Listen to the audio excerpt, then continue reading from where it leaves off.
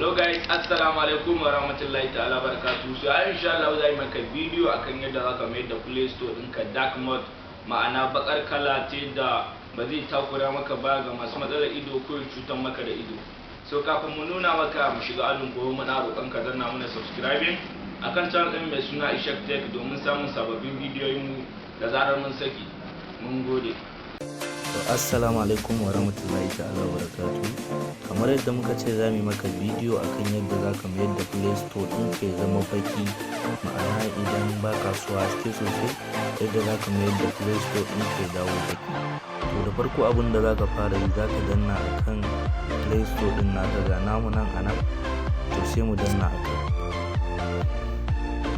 Bayan ka danna buɗe maka kamar haka, za ka danna akan nan inda aka wannan wajen nan yan guda uku nan sai ka danna akai. Bayan ka danna ga wani waje nan da aka ce setting gashi anan, sai ka danna akai. So sai ka danna akai inda aka sa setting din nan, sai ka danna akai. Bayan ka danna ga wani waje nan da aka ce theme gashi anan, sai ka danna akai. Bayan ka danna ga wannan gashi nan a tsakiya inda aka ce dark, sai ka danna akai.